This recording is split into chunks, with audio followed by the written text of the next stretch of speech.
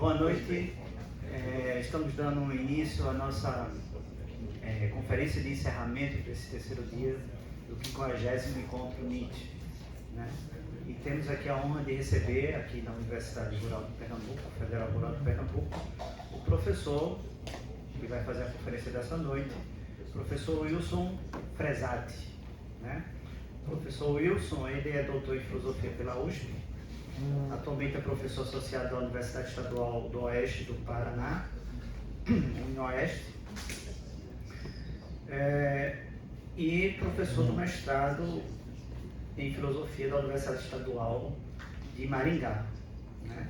Publicou os livros Nietzsche, Psicofisiologia Francesa do século XIX, Nietzsche contra Darwin e a Fisiologia de Nietzsche. Traduziu as doenças da personalidade de Theodore Ribot, acho que a pronúncia é essa, e orienta nos seguintes temas: Nietzsche, metafísica e conhecimento, e filosofia da biologia e mecanicismo. É o atual coordenador do grupo de estudos Nietzsche, membro do grupo internacional Hyper-Nietzsche, do grupo internacional de recherche sur Nietzsche, e do GT Nietzsche, da Ampof, né? Além de ter desenvolvido pesquisas doutorais na França com o professor Patrick Vauquelin, né? E na Universidade Federal de Santa Catarina, com o professor Capone. Então, professor, seja bem-vindo. Boa conferência para todos nós. O senhor usa meu microfone? Porque esse a gente sabe que está funcionando direitinho. Bem-vindo, professor. Obrigado, Felipe. Boa noite a todos. Eu gostaria, em primeiro lugar, agradecer ao João, né, e parabenizá-lo, né, ele, a professora Marta e toda a equipe pela impecável organização, né, e agradecer muito por fazer esse 50º, que é bastante significativo para o GEM, né. Esse meu tema, na verdade, ele nasceu de uma curiosidade que eu não conseguia satisfazer, né? No final de um determinado, da segunda dissertação da genealogia da moral, o parágrafo 12 terminava com Nietzsche fazendo uma referência a Huxley, uma crítica que Huxley teria feito a Herbert Spencer, falando de um tal de niilismo administrativo, que não aparece em nenhum outro lugar. Eu sempre fiquei curioso o que seria esse niilismo administrativo. E o ano passado eu fui convidado para escrever um artigo num dossiê sobre niilismo na revista Dialectos, da Federal do Ceará. E eu falei, bom, tá a oportunidade de eu investigar o que é esse tal niilismo administrativo. E achei bastante interessante o que eu encontrei, embora seja mais interessante no próprio Huxley do que no Nietzsche, mas espero que seja interessante a todos, né? Então vou proceder à leitura. No final do parágrafo 12 da segunda dissertação de genealogia da moral, Nietzsche, após criticar fortemente Herbert Spencer, afirma: recorde-se a censura que Huxley fez a Spencer, a seu niilismo administrativo. Mas se trata de muito mais do que administrativo. E termina com 3 pontinhos, né? Esse é o final do parágrafo. Esse trecho não é autoexplicativo, demandando o conhecimento da discordância entre Spencer e Thomas Huxley. Nosso objetivo nessa apresentação é entender qual o significado de niilismo administrativo e sua importância aí no contexto da genealogia da moral, né? E o papel, talvez esse seja a questão principal, o papel dessa menção na crítica que Nietzsche faz ao filósofo inglês, a Herbert Spencer. Em Genealogia da Moral, o niilismo como nada ou ausência de valores aparece estreitamente ligado à moral reativa ou escrava, ao ressentimento ou ao ideal ascético, ou seja, aparece nas 3 dissertações. O niilismo do século XIX, ou o budismo europeu, em grande medida produzido para Nietzsche pela filosofia de Schopenhauer, é resultado da supervalorização da compaixão, sintoma de um grande cansaço da cultura europeia, de uma doença que se volta contra a própria vida. Em meio a esses aspectos do niilismo em Genealogia da Moral, bastante desenvolvidos por Nietzsche, então nos focaremos, como já disse, em um niilismo apenas mencionado por ele no parágrafo já mencionado, o niilismo administrativo.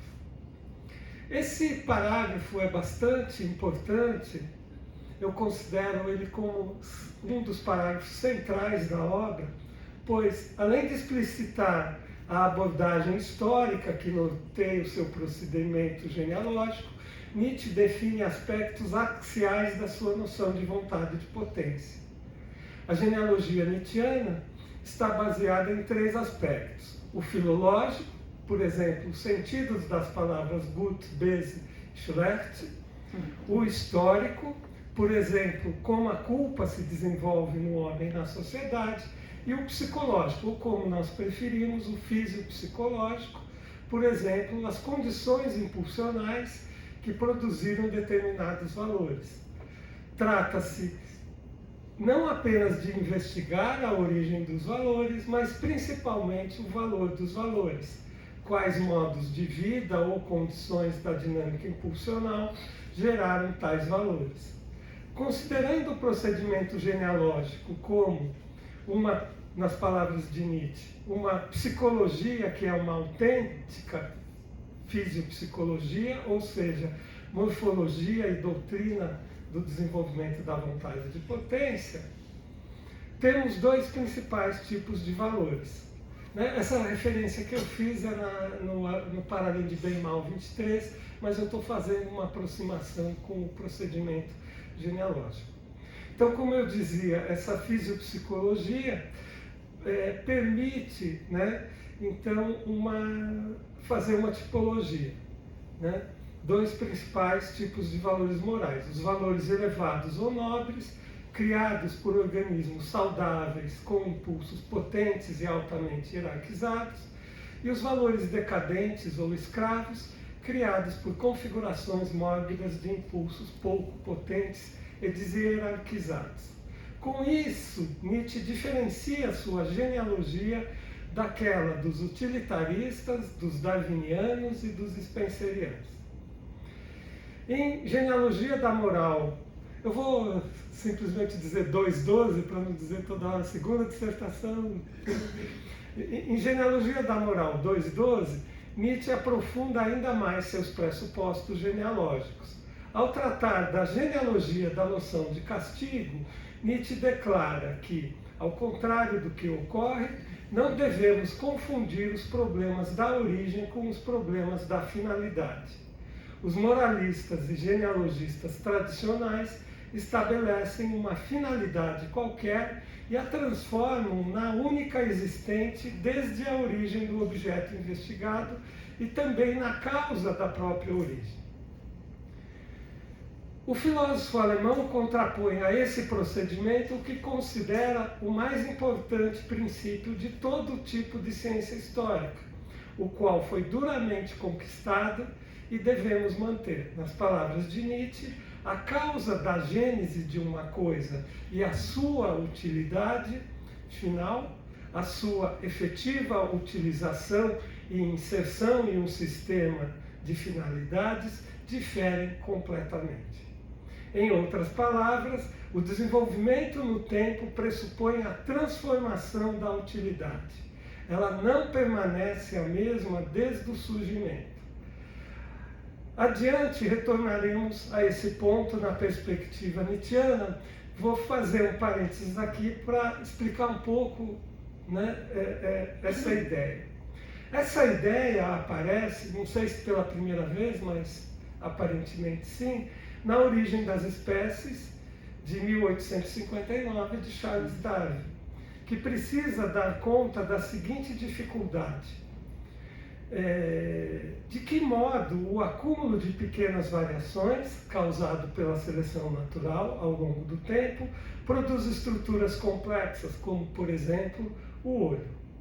Qualquer fração da estrutura não pode funcionar como um olho. Um meio olho, um terço do olho, 3/4 do olho, não pode funcionar como um olho completo. A resposta de Darwin é que a função durante o desenvolvimento da estrutura se modifica.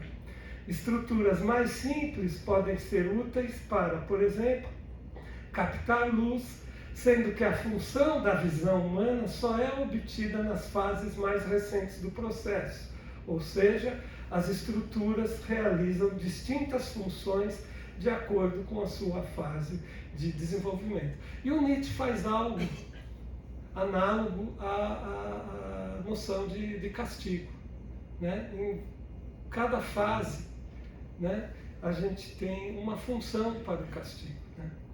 Então, voltando a Darwin, para a primeira edição da Origem das Espécies, né, de 1859, assim como para Nietzsche, não há um progresso linear pré-determinado.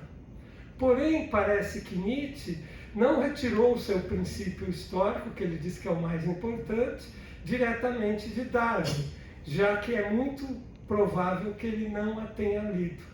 A ideia pode ter vindo de As Condições Naturais de Existência dos Animais, do zoologista alemão Karl Zemper, pois no fragmento póstumo de 1880 lemos: o olho nunca pode ter sido provocado pelo ver. Zemper, ponto final. Fragmento póstumo é só isso.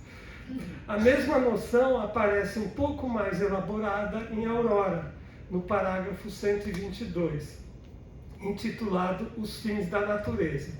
Quem, como pesquisador imparcial, investiga a história do olho e suas formas nas criaturas mais rudimentares e mostra a gênese gradual do olho, deve chegar a este grande resultado: que a visão não foi o desígnio na formação do olho, mas sim apareceu quando o acaso havia juntado o aparelho.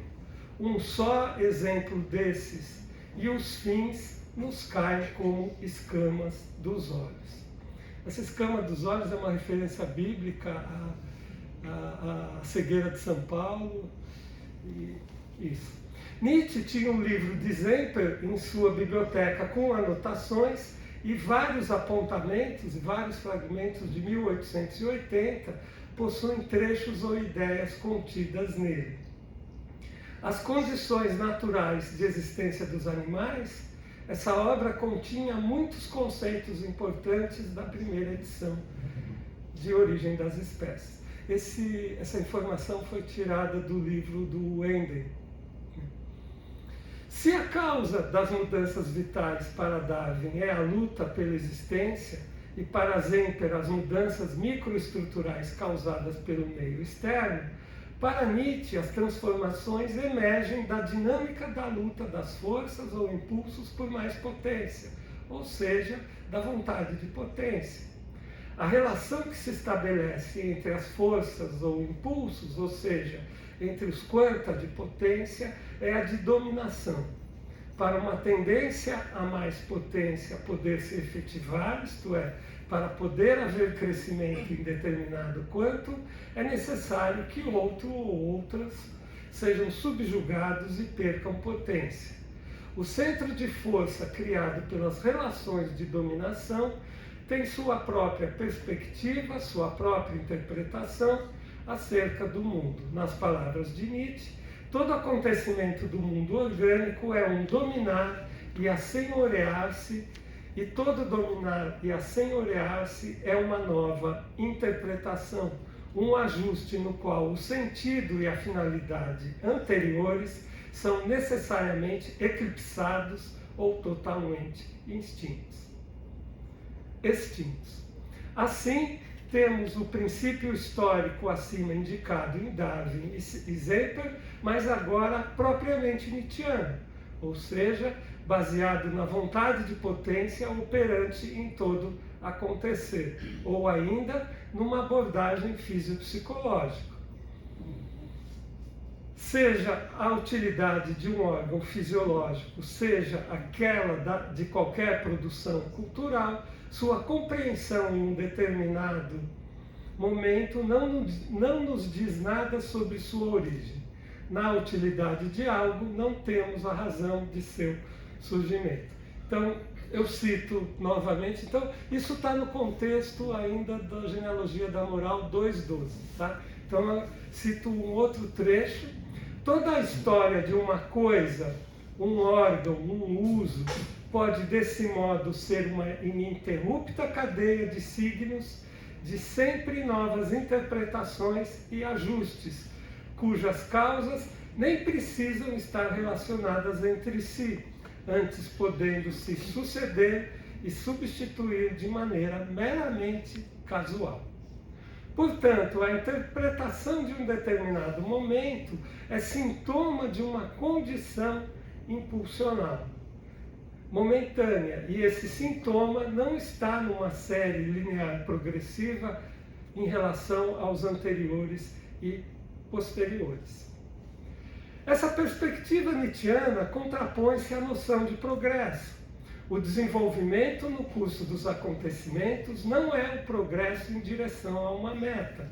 Nesse sentido, a destruição de certas estruturas orgânicas ou culturais pode ser sintoma de potência ascendente e elevação em um sentido aleatório.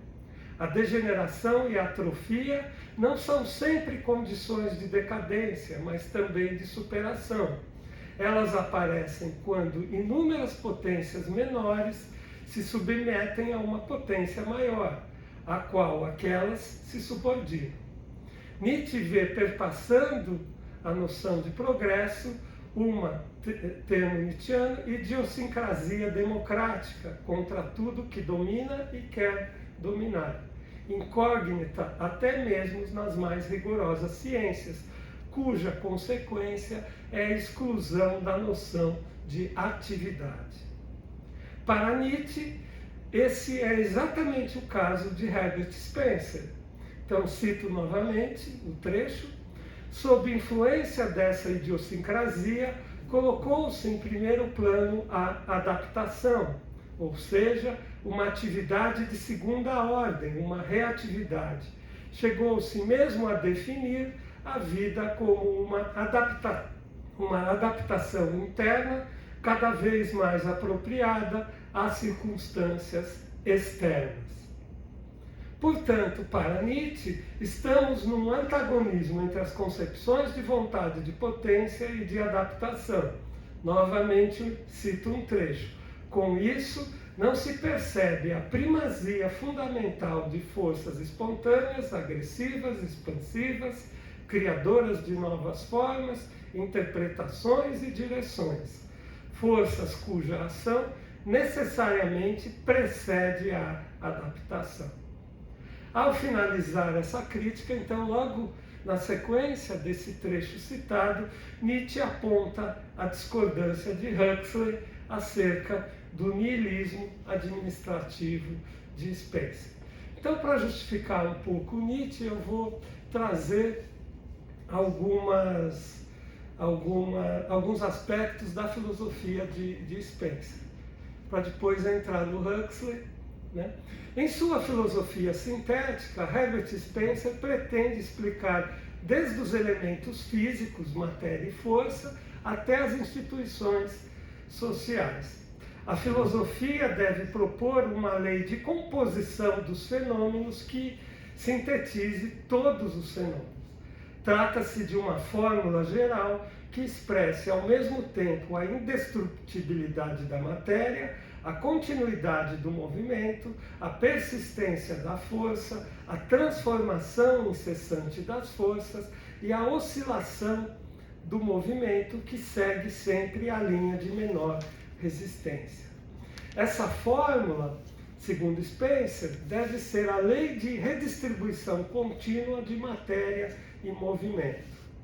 Todo objeto sofre em cada instante alguma alteração de estado, gradualmente ou rapidamente, recebendo ou perdendo movimento, enquanto suas partes, todas ou algumas, estão simultaneamente mudando suas relações entre si.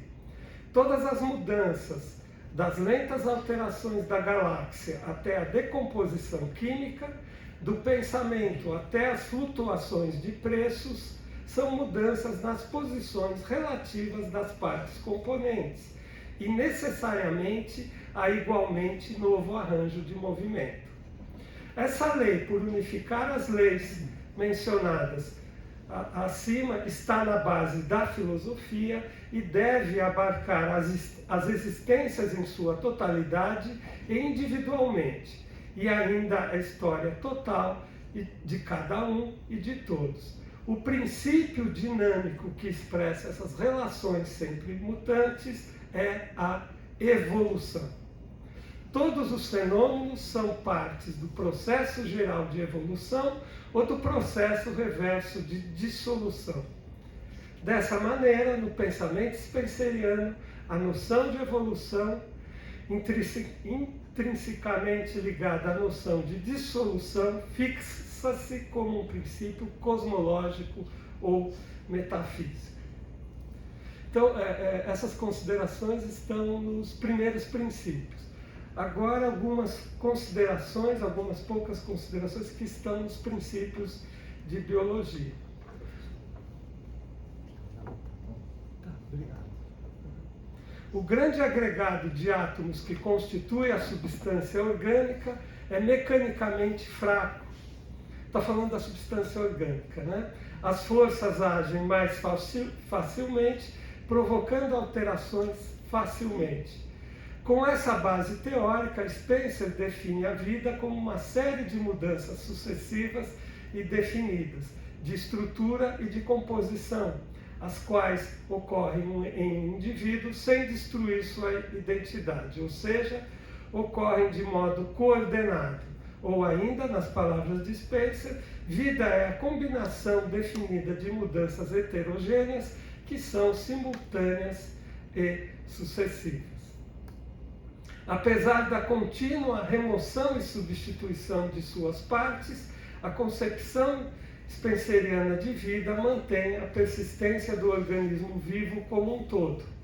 Mas há uma característica que é essencial: a correspondência entre a vida e suas circunstâncias, ou seja, aquilo que o Nietzsche critica, a dependência do arranjo de forças internas do arranjo de forças externas.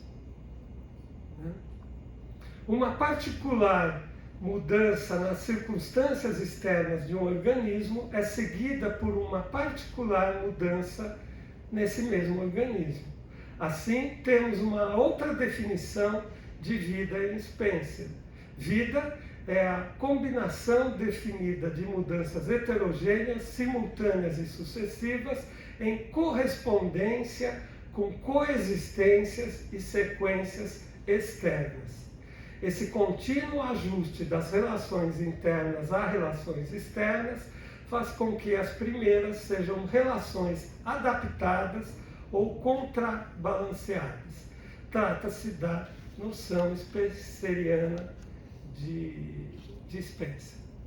Tá? Então, é dessa noção que ele vai tirar as noções de equilibração direta, é quando a mudança no organismo é feita por uma ação direta das forças do seu ambiente, né? Que é o principal mecanismo de transformação para Spencer.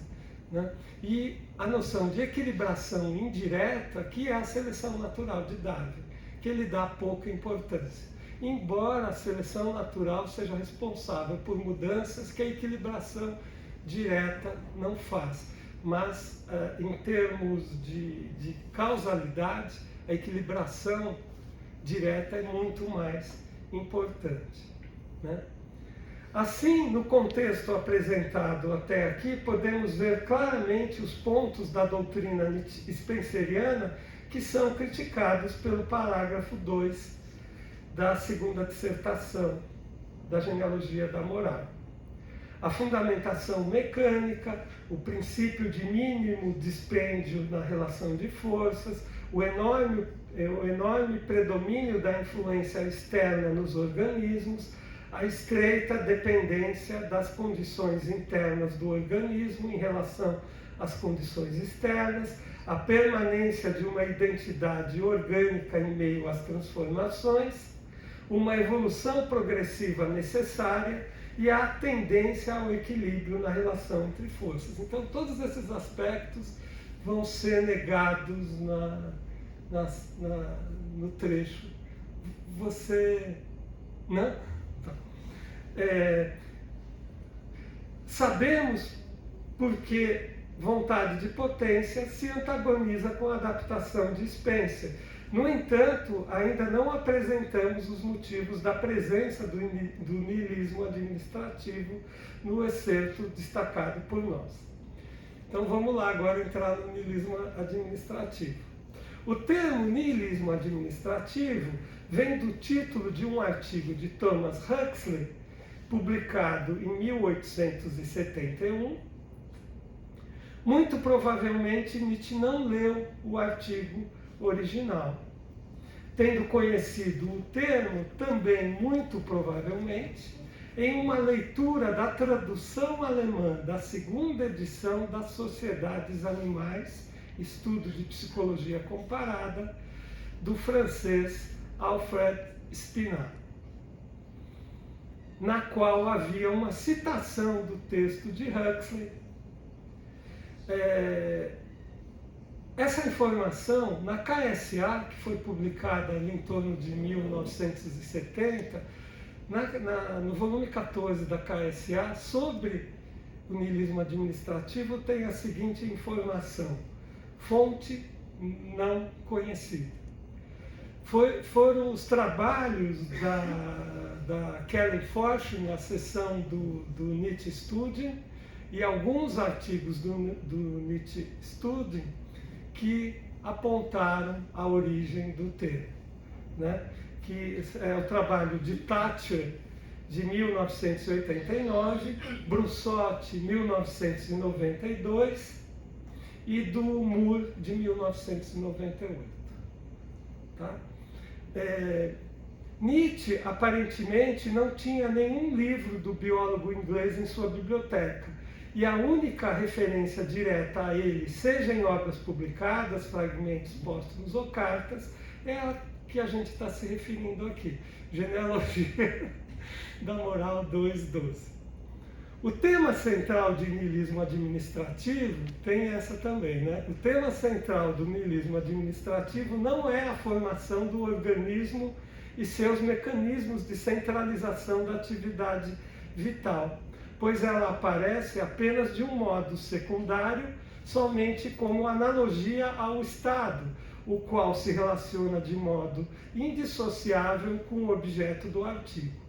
O objeto do artigo é a educação universal do povo inglês. Nas palavras de Huxley, um dos eventos mais satisfatórios e promissores em nossa história moderna. No início do artigo, então eu vou explicar qual o rumo que o Huxley dá no artigo para surgir, então, essa expressão niilismo administrativo. No início do artigo, Huxley preocupa-se em apresentar dois dos principais argumentos contra a sua própria posição, que defende a necessidade do Estado garantir a educação universal. Então, esses dois argumentos são contra a obrigação estatal da educação. O primeiro, o argumento das castas, defendido, segundo ele, principalmente pela classe média rica, e se levado ao limite produziria castas na Inglaterra, o argumento seria que o tecido social inglês seria destruído se os pobres fossem educados, pois a educação produziria nessa classe um desconforto com sua condição e com a frustração de expectativas. Além disso, quem faria os trabalhos braçais e subalternos, se todos fossem instruídos? Ainda, cada um está na posição que lhe foi destinada por Deus.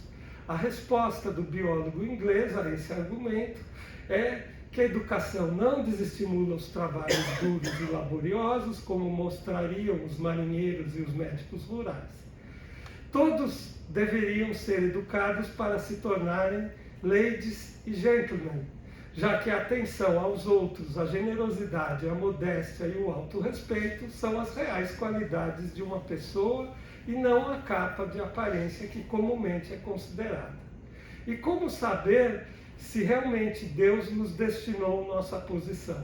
O principal problema, segundo Huxley, não é a sociedade propiciar a ascensão dos baixos estratos sociais, mas não possuir um mecanismo para rebaixar os incompetentes.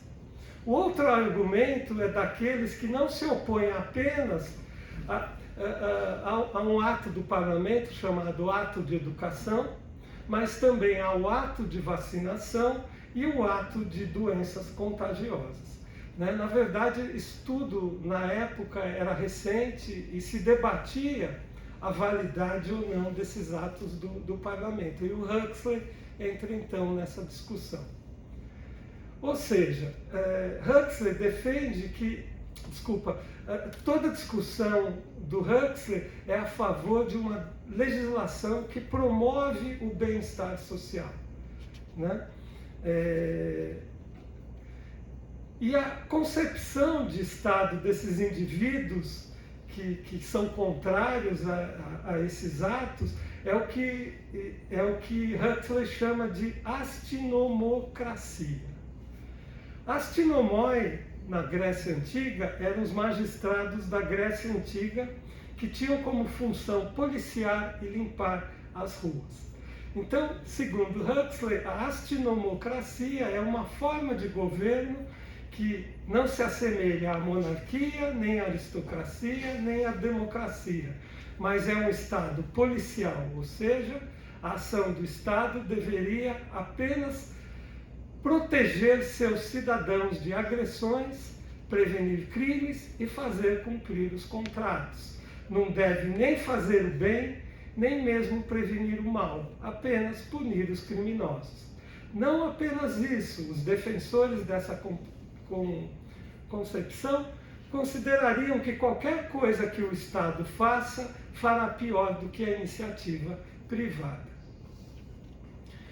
Em seu primeiro movimento para refutar a astinomocracia, Huxley propõe que as funções do Estado sejam resumidas em um único mandamento: tu não deves permitir que um homem interfira na liberdade de outro homem.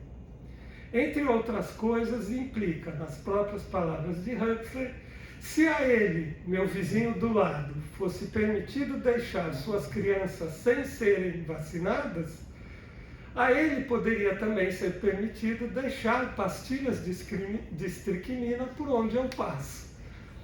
Para o biólogo inglês, um alto grau de civilização, como seria o caso dos ingleses na sua concepção, como é de Darwin, de Spencer, faz com que a ação de um membro do corpo social influencie todos os outros, interferindo na liberdade individual. Assim, o Estado deveria ter amplos poderes para garantir saúde, educação, saneamento, edificação pública, etc. Poderes maiores que a teoria policial admite. Tem uma questão secundária que é bastante interessante, mas eu vou passar por alto, que ele vai discutir se é importante que o Estado assuma essas funções, quais são os limites do poder desse Estado. Ele vai fazer uma discussão com a filosofia política inglesa clássica, Locke, Hume, Hobbes.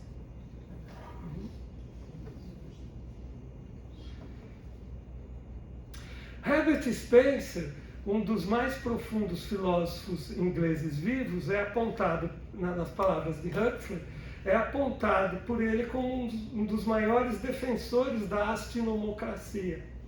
O biólogo concorda com o filósofo na comparação entre o desenvolvimento do homem selvagem ao altamente civilizado e a transformação do animal em sua mais primitiva condição, a alta complexidade estrutural e com diversidade de capacidades.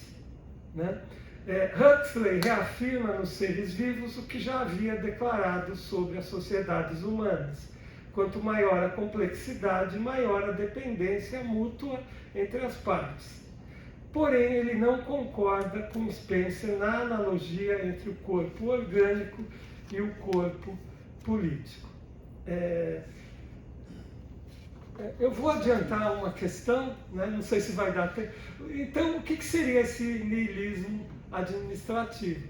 É justamente a ausência de um Estado que faça as coisas para o bem comum.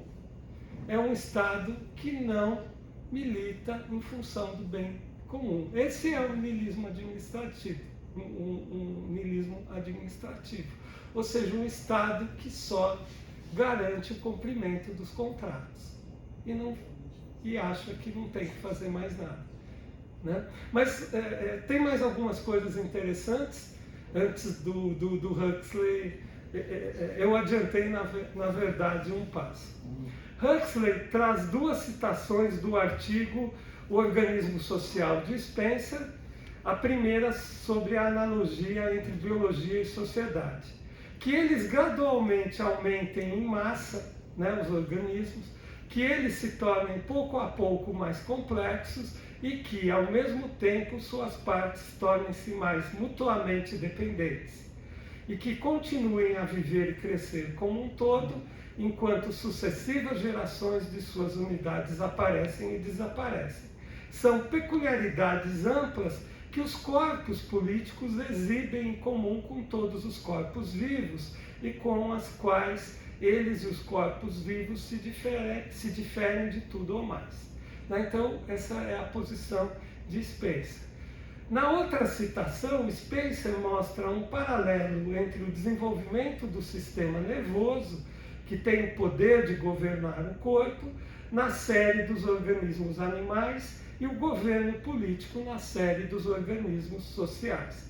Então, a citação de Spencer que o Huxley traz é: nossas câmaras do parlamento cumprem na economia social funções que são, em vários aspectos, comparáveis àquelas exercidas pelas massas cerebrais em um animal vertebrado. O cérebro coordena as inúmeras considerações heterogêneas que afetam o bem-estar presente e futuro do indivíduo como um todo, e o legislativo coordena as inúmeras considerações heterogêneas que afetam o bem-estar imediato e remoto da comunidade. Né? Então, para Huxley, essa analogia spenceriana não suporta a visão negativa da função do Estado, ou seja, o laissez-faire defendido por Spencer. Né? Ou seja, o niilismo administrativo é o laissez-faire. É isso que, na verdade, Huxley recrimina em Spencer. E aqui vou citar o trecho de Huxley que está nas Sociedades Animais do Spinat, onde o Nietzsche leu na versão em alemão. O fato é que o poder soberano do corpo pensa pelo organismo fisiológico, age por ele e governa os componentes individuais com a mão de ferro. Né? Então, na sequência, o Huxley vai fazer uma crítica a essa analogia. Então, a crítica incide sobre o laissez-faire spenceriano não combina com o modelo de organismo, de sociedade como organismo. Se Spencer fosse coerente nisso, ele teria que defender o Estado centralizador e que realizaria funções em função do bem comum. porque a verdadeira analogia está entre o estado que o Huxley propõe do bem-estar social com o sistema nervoso. E ele vai fazer mais uma crítica, que é a seguinte: ele não valida essa analogia entre o corpo social e o corpo orgânico. Por quê? Ele diz que o corpo social é produzido por um contrato social, né? Mas os nossos órgãos não têm existência independente do nosso corpo antes da formação do organismo. Então você tem ali um processo de formação que para Huxley não faz sentido comparar o organismo vivo com o corpo social, né?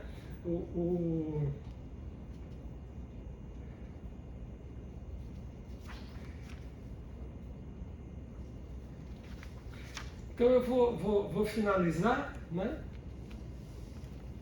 O Huxley depois vai fazer uma discussão sobre quais são as funções do governo, né? Para quem se interessa por esses assuntos, é um texto muito interessante, né? Que são algumas discussões que a gente tem até hoje. Tá? Não estou defendendo a posição do Huxley propriamente, mas é um texto muito interessante.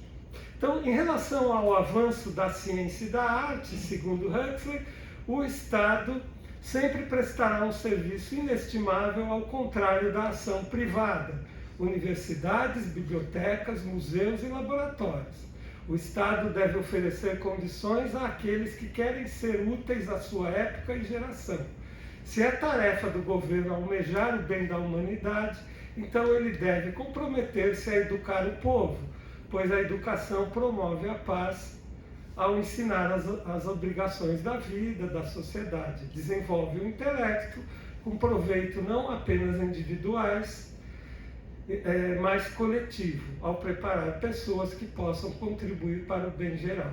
E produz moralidade, refinamento e, consequentemente, disciplina. Ou seja, tipo de coisa que aparece em Darwin também.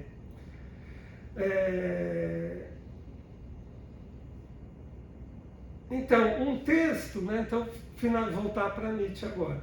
Um texto com uma preocupação eminentemente política e dirigida a uma questão premente em sua época, acaba mencionado por Spinat, que apresenta a sociologia de Spencer, mas que também tem um grande interesse na formação do organismo animal. Nietzsche, com sua fisiopsicologia que unifica os processos vitais e culturais por meio de sua noção de vontade e de potência, ao ler o texto de Spinat, não perde a oportunidade de dar mais uma pontada em Spencer, destacando que Spencer foi igualmente criticado por Huxley. No entanto, Nietzsche deixa claro que em Spencer não se trata apenas de um niilismo relacionado às questões políticas, mas, citando novamente, mas se trata de muito mais do que administrativo. Portanto, para Nietzsche, o niilismo do pensamento spenceriano é mais profundo, mais generalizado, é sintoma de sua dinâmica impulsional decadente, de sua condição fisiológica impotente e deshierarquizada. Por isso, a rejeição à hierarquia de Spencer, como já indicamos acima. Cito novamente um trecho da Genealogia da Moral 2 e 12. A idiosincrasia democrática contra tudo que domina e quer dominar. O moderno misarquismo, forjando uma palavra feia para uma coisa feia, de tal modo se transformou e se mascarou no que é espiritual, espiritualíssimo, que hoje, passo a passo, pode penetrar nas mais rigorosas e aparentemente mais objetivas ciências. Então, para Nietzsche, a condição impulsional de Spencer busca apenas a conservação e, para isso, necessita de segurança contra a ameaça de outros organismos, ou seja, a igualdade como massificação e o laissez-faire. Enfim, O pensamento de Spencer para Nietzsche está no âmbito da moral escrava e do niilismo impotente. Agradeço a atenção de todos.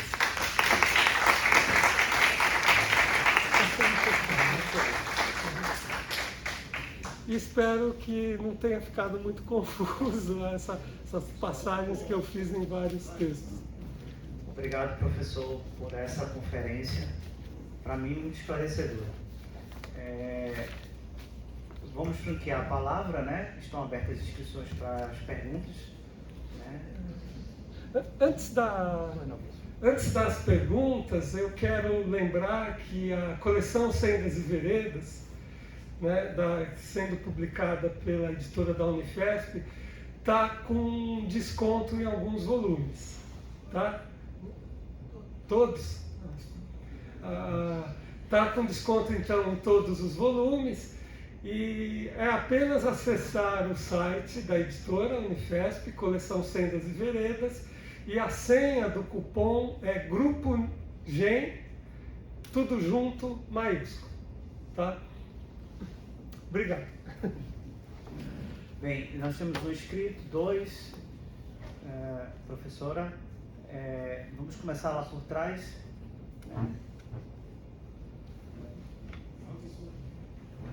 Boa noite, professor. Professor, parabéns pela explanação, muito clara, muito coesa. E eu achei muito legal a sua capacidade de trazer assuntos da filosofia e colocar para a realidade atual, prática. É muito bom isso aí mesmo. Uma coisa que eu queria colocar e queria também que Vossa Excelência desse o seu comentário, claro, é que o deixar ir não é necessariamente, não é, na verdade, o deixar ir completamente. Quando o Estado se coloca como Estado mínimo, eu nem sou defensor do Estado mínimo, mas só em termos técnicos eu estou querendo esclarecer, ele se coloca ativamente como Estado mínimo. Ele premedita, ele diz, eu vou fazer assim por causa disso e daquilo. Né? No caso, por exemplo, de a gente analisar o Brasil colonial e o patriarca, né, o uso colonial brasileiro, né? O Nietzsche fala que as comunidades mais aristocráticas que ele conheceu foi as comunidades de Roma e Veneza. Eu usaria dizer que a comunidade mais aristocrática que já existiu foi o patriarca colonial do uso brasileiro. Porque ali ele não tinha influência da igreja, ele não tinha influência, perigos externos de ataque. Enquanto o homem europeu estava num castelo, ele estava ali num casarão, né, assim, embora a crueldade dos escravos, assim, com os escravos eram dominados com muita facilidade. Então, naquele momento, o Estado era só institucional mesmo. Você tinha a figura do el-rei, que estava ali só para fazer a segurança, e aqueles nobres, eles que regulavam o seu próprio território, né? E nesse caso era uma ação totalmente premeditada, não era exatamente um deixar ir, porque o particular fazia o papel que o Estado deveria fazer nessas localidades. Então, só para resumir, eu queria saber o que Vossa Excelência acha da ideia do deixar ir, na verdade, ser uma ideia racional e premeditada, até talvez cartesiana mesmo, de deixar os elementos que já têm uma natureza própria seguir por si. Você prefere que eu passe logo a palavra ou que eu junto? Acho que não é... Um a um. Teu nome? Douglas, né? Douglas, assim, vamos deixar de lado Vossa Excelência. Eu não sou juiz. Eu vou te dizer sinceramente, assim, é um tema que, na verdade, eu não trafego com muita tranquilidade, né? Eu trafego mais nas questões biológicas e tal, mas acho que eu consigo te responder em parte. É que tem umas questões ali, eu precisei pesquisar isso para fazer esse texto. Você tinha um ato de educação, você tinha um ato de vacinação e entre outros, né, que envolviam saúde pública, educação pública. Se tinha uma discussão se o Estado deveria financiar a educação para as classes populares, se isso daria uma utilidade para o bem comum. Tinha uma discussão em relação ao ensino religioso, se o ensino, se a educação universal deveria incluir o ensino religioso, ou seja, uma questão secundária é essa, seria as instituições religiosas que deveriam ser responsáveis pela educação universal. Então tinham questões muito prementes ali para o Huxley, né? E assim, e me parece que é isso que o levou a considerar o laissez-faire do Spencer como, na verdade, eu pulei essa parte, não ia dar tempo, ele faz uma espécie de genealogia do Estado que ele chama de astinomocracia, né, que é o Estado policial, desde o Hobbes, passando por Locke, acho que Hume, o Humboldt e o Spencer.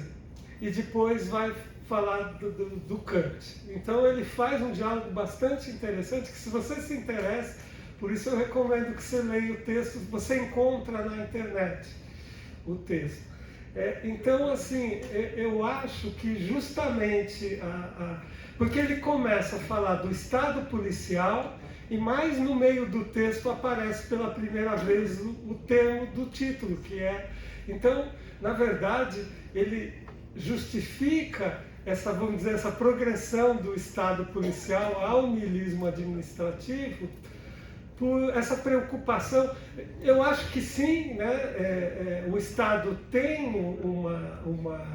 não é uma ausência de valores do Estado, ele tem sim uma direção que é garantir os contratos, né? Reprimir os crimes, mas não fazer nada pelo bem público. E esse não fazer nada pelo bem público que ele vai chamar de niilismo administrativo. Então, assim, são duas coisas, né? Uma progressão que ele faz com o diálogo da tradição, né? Fazendo a genealogia desse niilismo administrativo e pressionado pelas questões prementes. Bem, professor Sérgio. Olá. Professor, muito obrigado pela ótima apresentação, realmente impressionante como se apresenta o pensamento desses filósofos todos. Eu queria tocar na questão do evolucionismo, que é algo que eu estava conversando com o João aqui, também tem a ver com a pergunta que eu fiz a uma apresentação anterior.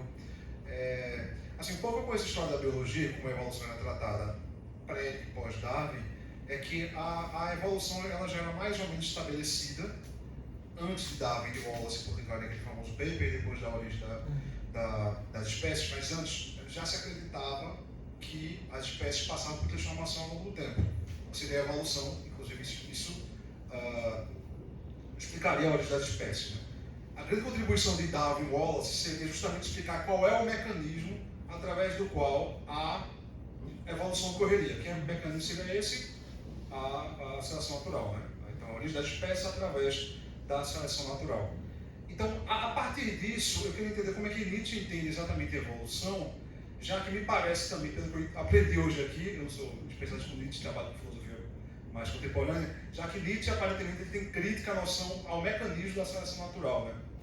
E se isso é verdade, se eu entendi isso correto, como é que ele entenderia a evolução, então? Porque se a evolução não ocorreria através da seleção natural, qual seria o mecanismo relevante que explicaria a evolução? Né? E a outra questão muito menor, eu queria que também, se possível, você explicasse um pouco mais o grau de contato de Nietzsche com a obra de Darwin. Se ele leu ou se foi direto. Muito obrigado, tá pronto. Obrigado pela pergunta, Sérgio. É uma pergunta bastante importante. Eu estou rindo pelo seguinte: eu tenho um livro publicado sobre as tuas perguntas, vamos dizer, mas eu vou te responder. Né? É assim, primeiro, a palavra que o Nietzsche utiliza em alemão é Entwicklung, e eu traduzo sempre por desenvolvimento. Por quê? Essa lei que o Spencer de transformação ele coloca, essa lei se chama evolução. O termo evolução não era utilizado antes de Spencer. O termo desenvolvimento, quando começa ali no século XIX, surgir mais fortemente, as teorias para explicar a diferenciação entre as espécies, ela pega como modelo o desenvolvimento embriológico, como modelo. E o Spencer, inclusive, nos princípios de biologia, ele diz: essa analogia não serve, não é muito adequada, qual palavra seria melhor que desenvolvimento? E aí ele fala: evolução não é um ótimo termo, porque pode ter outros desdobramentos, mas evolução é o termo. E a partir daí se começa a usar o termo evolução. E Spencer, né, como eu mostrei um pouco, o conceito de evolução de Spencer está fortemente associado à noção de progresso. E Nietzsche é um forte crítico da noção de progresso e, em consequência, da noção de evolução. Então, o meu ponto de vista é que em Nietzsche nós não temos a noção de evolução, a não ser na sua face crítica, nós temos a noção de desenvolvimento, né? Que é o desenvolvimento que pode ser tanto na elevação quanto para a decadência. Não há uma necessidade de aperfeiçoamento, não há uma necessidade de melhoramento, né, no vir a ser, vamos dizer assim, em Nietzsche. E você pergunta sobre o mecanismo, né? O mecanismo em Nietzsche é a dinâmica da luta das forças por mais potência, ou seja, a vontade de potência, né? O Rubino acho que falou isso hoje à tarde, né? O André falou isso hoje de manhã, né? Essa dinâmica onde você tenta escapar tanto do mecanicismo quanto alguma forma de idealismo, que é simplesmente as forças, os impulsos que constituem as coisas, elas nada mais são do que quantidades de potência. E o único telos, o único objetivo que tem, se a gente pode usar tranquilamente esses termos em Nietzsche, é o crescimento da potência. Então, essa dinâmica, ela vai formar arranjos em ascensão de potência, em alto grau de hierarquização, e arranjos com pouco grau de potência e baixo grau de hierarquização. Um vai produzir produções culturais elevadas, que significa afirmar a vida enquanto movimento contínuo de transformação, que é, por exemplo, Heráclito, a própria filosofia de Nietzsche. Estou falando por Nietzsche, tá? E o outro, um organismo decadente que vai produzir a filosofia metafísica, Sócrates, o Wagner do Nietzsche maduro e etc. Não sei se te respondi, Sérgio, assim, porque tinha muitos aspectos importantes encadeados na tua pergunta, talvez eu tenha esquecido de responder em algum, mas Não, acho que a gente pode passar depois. Tá. Obrigado pela resposta. Professora Scarlett. Obrigada.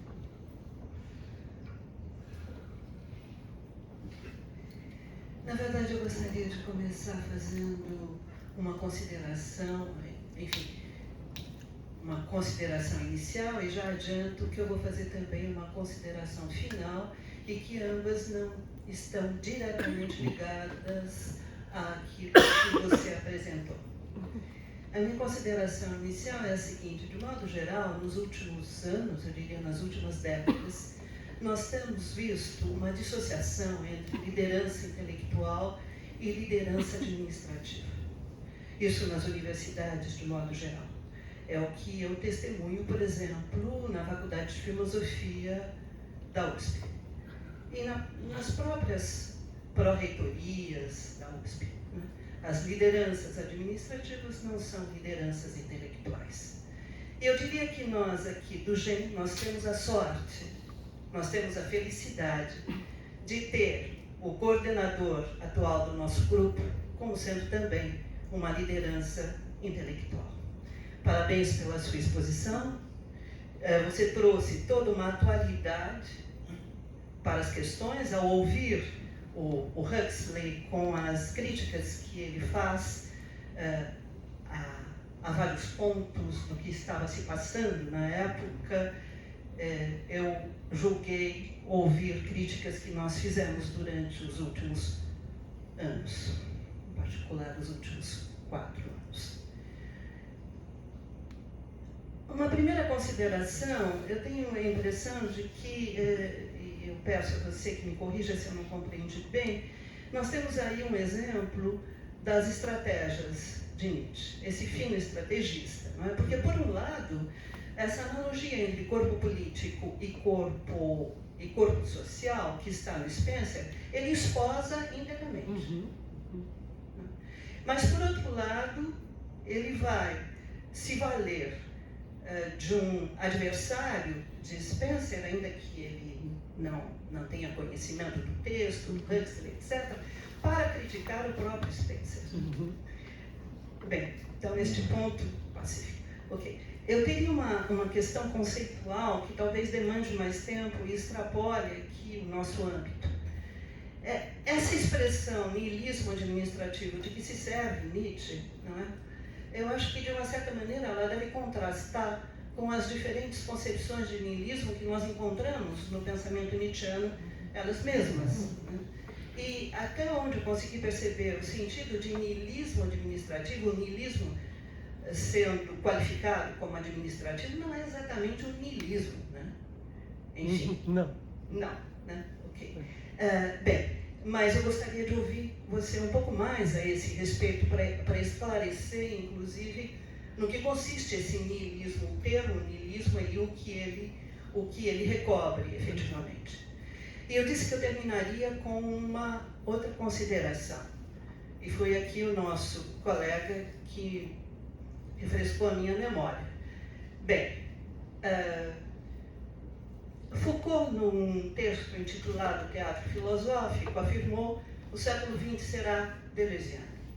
O professor André Itaparica, a questão de 10, 15, 20 anos atrás, disse: o futuro será o trabalho de Wilson Pesat, porque ele tem um pé na ciência e outro na filosofia. Obrigada.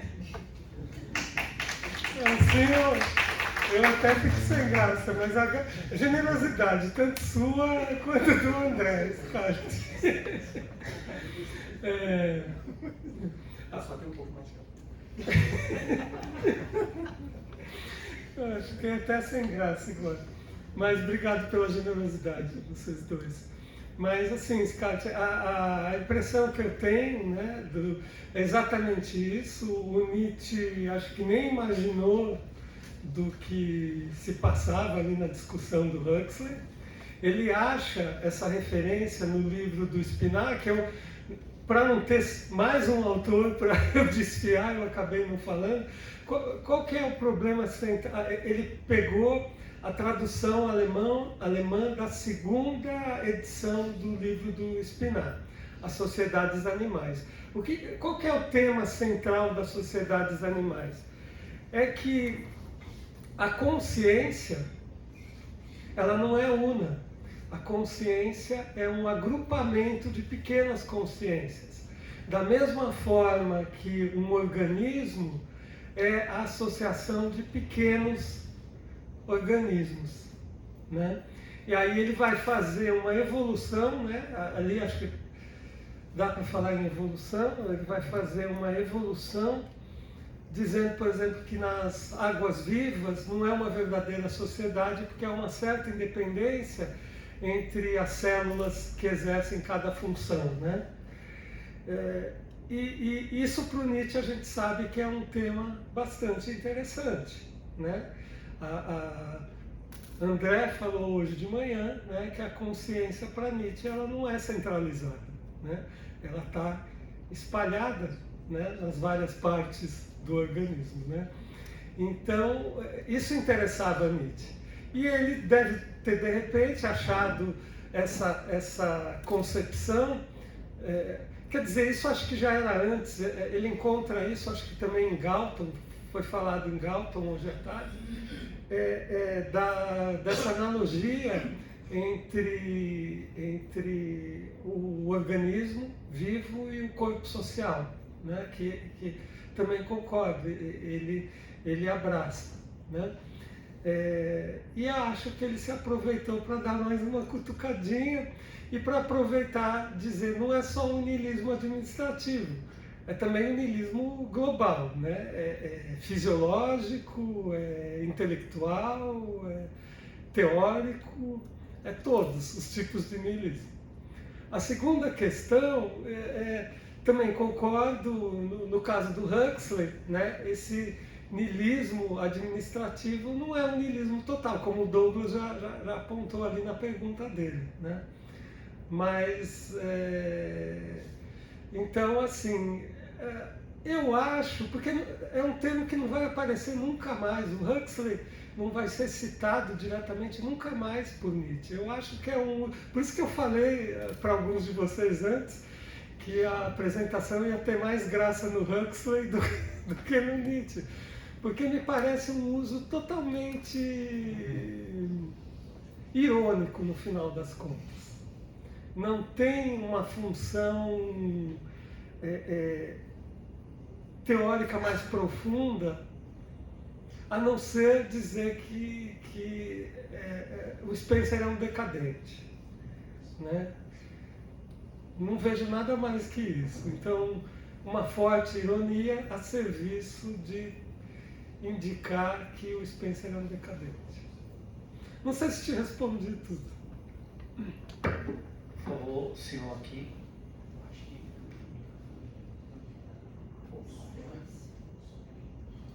Por favor, o senhor começa dizendo o nome. André. Eu sei que está claro. Fica registrado. Oi, Wilson. Não, eu não fiz esse funcionamento. Parabéns, Wilson, pelo trabalho. Agora eu tenho uma sugestão. Parabéns pelo trabalho, Wilson. Eu tenho uma sugestão. Eu acho que talvez. Eu acho que talvez o sentido do que a gente fala ali talvez tenha uma importância mais conceitual do que você expressou aqui. Porque eu notei, né, na verdade, quando você estava falando, eu dei uma pescadinha aqui na passagem da genealogia.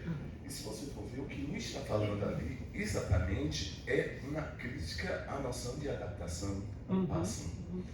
Então, eu acho que é essa ponte para entender por que, para Nietzsche, a noção de adaptação é uma espécie de niilismo. Aí, claro, ele pega ironicamente e diz, bem, Huxley já chamou, né, o Spencer com essa ideia de adaptação já tinha um niilismo administrativo. E Nietzsche, a piada final é muito boa, Nietzsche fala assim, e olha que não é só uma questão de administrar. Né? Então, como se diz hoje em dia, desenrola aí esse assunto. Obrigado, André, pela pergunta. Mas eu tentei, na verdade, no meu percurso, mostrar um pouco isso que você está falando, que eu concordo inteiramente. O ponto focal ali é voltando na pergunta do Sérgio, qual o mecanismo? Né? Também uma contraposição entre um mecanismo de forças spencerianas, que é adaptativo, e naquela definição que eu trouxe de vida, eu tentei mostrar isso. Na própria definição de vida, a dinâmica de força, e nesse aspecto o Spencer é newtoniano. Se você pega a teoria de forças do Spencer, tem as 3 leis de Newton ali.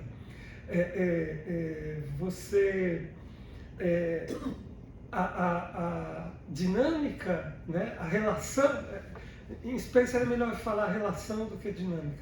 A relação de forças internas é um produto da relação de forças externas. Por isso a equilibração, né? Justamente porque a relação de forças internas tem que equilibrar a relação de forças externas. Por isso que ele vai lançar mão de falar equilibração como a transmissão dos caracteres adquiridos, direta, né? Equilibração direta, e equilibração indireta como a seleção natural. E aí a noção de adaptação é central, e o Nietzsche não vai aceitar. A Scarlett, numa aula de graduação, A gente já tinha e você me falou, tem alguma coisa importante. Eu levei 20 anos mais para achar essa coisa. E eu falei 20, mas faz mais que isso, né? Então, a noção de adaptação, ele contrapõe a noção de vontade de potência, que é uma espontaneidade, embora interna em Nietzsche também é problema falar, né? Mas na passagem, justamente, Nietzsche está falando, essa ideia de adaptação não compreende as forças espontâneas, tal, né, criativas. Então, ali o foco mesmo é o que eu coloquei no início da apresentação. O Nietzsche vai expor a sua noção de historicidade e a sua noção de vontade de potência, diretamente contraposta à noção de adaptação de Spencer.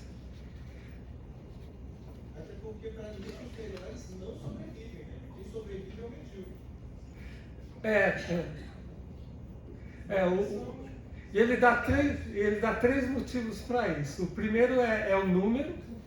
O segundo, o melhor é mais complexo. Se ele é mais complexo, é mais fácil de se desintegrar. E o terceiro é a astúcia. A astúcia, que acho que o Rubira falou sobre astúcia hoje. Foi Rubira? Não, alguém falou sobre astúcia hoje à tarde. Bem, nós tínhamos... Tudo bem, professor? Tudo bem, Felipe, obrigado. Nós tínhamos 2 perguntas, mas uma pessoa declinou, né? Então temos espaço para mais uma pergunta e aí as inscrições estão encerradas. Temos o professor Marcos aqui nessa ponta de cá, que quer fazer uma pergunta. Obrigado pela sua conferência, foi um brinde muito bom. E não pude deixar de pensar, após ouvir a expressão niilismo administrativo, na sociedade administrada de Adorno e Companhia Limitada. O niilismo administrativo, como você se referiu aí, terminou resvalando na ideia do Estado mínimo, que se retira para deixar que as forças tomem seu rumo próprio. E mais ou menos essa é a ideia do mercado para o neoliberalismo, de que o mercado tem uma função autorregulatória que vai dar conta do seu próprio futuro e que o que a sociedade vai fazer é se acomodar, se adaptar a isso. Então, administra não administrando, mas na verdade se torna essa administração se torna invisível. Então, quando você falava sobre isso, eu estava aqui tentando juntar uma coisa com a outra para ver se eu conseguia entender em que sentido esse niilismo administrativo poderia corroborar para alguma das outras formas mais consagradas de niilismo. Né? E aí a professora Scarlett falou aqui há pouco tempo que essa forma de niilismo nem poderia ser tratada como tal, tendo em vista que as outras ficaram tão bem definidas que essa não ganha contornos tão específicos. Então, como você relacionaria essa forma de niilismo com as demais? Então, é justamente isso. Eu não faço essa relação, porque escapa completamente da investigação que Nietzsche faz sobre as outras formas de niilismo. E foi justamente isso que me levantou a curiosidade já um bom tempo atrás, né?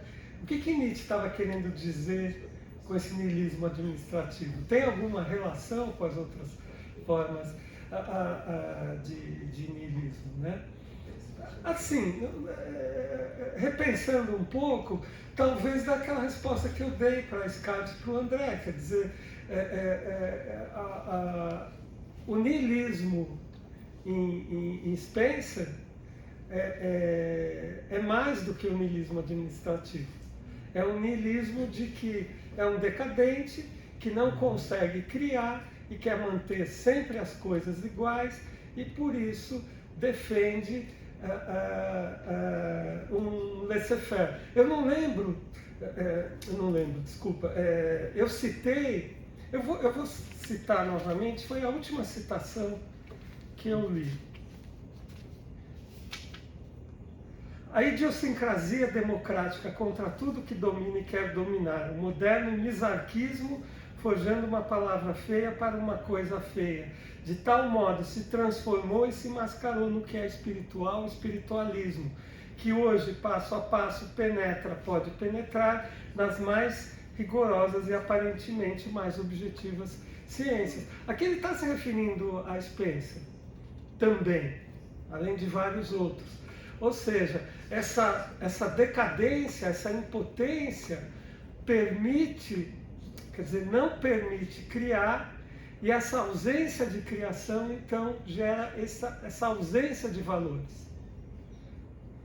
Então, a relação que tem do niilismo administrativo não é uma relação direta, não daria para classificar esse niilismo como os outros niilismos, mas eu entendo como um modo do Nietzsche destacar esses outros niilismos presentes em Spencer, que não é só orgânico, aqui também é outra complicação que o André bem expôs de manhã, né? Essa dualidade orgânico e espiritual que não há em Nietzsche, né? Quando há essa coordenação do natural e do social, o que é que rola? Rola uma disputa pela naturalização. Então são versões sobre a naturalização. Então, de um certo modo, naturaliza-se a socialização, é esse o caminho, ou então disputa-se a naturalização, alegando que a naturalização ou a natureza das coisas é uma outra que está sendo, na verdade, negada pela versão atual, hegemônica, e assim vai.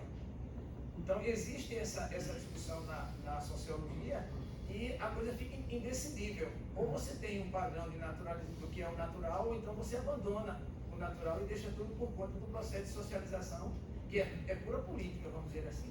Aí, nesse caso aí, uma política invade também a compreensão do que é o trato natural, né? É uma via de mão dupla, tanto de lá como de cá. Naturalização e politização parecem terminando em identificações. Mas é só isso. Tá bom, obrigado. Bem, o Douglas quer dar uma parte, eu só peço que seja sucinto, a dia está da hora. Claro, só lembrar que, embora a gente esteja o próprio também é contra o Estado, ele critica muito o Estado para fizer a busca contra o mando baseado humano. Inclusive, o mando baseado humano ele tem um livro falando que opiniões públicas e nações privadas. Mas embora ele critique o Estado, Douglas, assim, ele critica o Estado na forma que se apresenta no 19. Mas, por exemplo, ele vai dizer que a cultura e o Estado são coisas antagônicas. Quando a cultura está em cima, o Estado nessa forma está embaixo. Mas em termos desse... É que eu não queria falar Estado cultural, porque tem outro sentido, mas em termos de criação de valores, ele não é uma criação de valores democrática. Aí sim vai para a centralização. É um filósofo legislador que cria os valores. Não é uma criação democrática, entende? Então, nesse aspecto de criação de valores, de criações culturais, ele acompanha o Huxley, uma centralização. Bem, então, dado a dieta da hora, vamos encerrando, né? Agradecendo demais a presença do professor Wilson, a palestra muito esclarecedora. Faço o convite de que ele volte mais vezes aqui na Universidade Rural de Pernambuco, e esse convite eu estendo a todo o Grupo GEM, né, que se faça mais presente aqui junto com a gente, na Universidade Rural de Pernambuco. Também tomo a oportunidade para convidar todos para o último dia do encontro, que vai ser amanhã, e pela manhã será no auditório da Unicap, né, no auditório G2 da Unicap, com transmissão ao vivo pelo YouTube do grupo, né, do grupo GEM. Eu queria só mais uma vez agradecer a presença de todos, agradecer a organização impecável do João, da Marta, né, dos professores da Unicap, dos professores aqui da Federal Rural, né, e da Federal também, né, amanhã da Federal, a parte da tarde, né, e isso. Então, gente, muito obrigado, boa noite.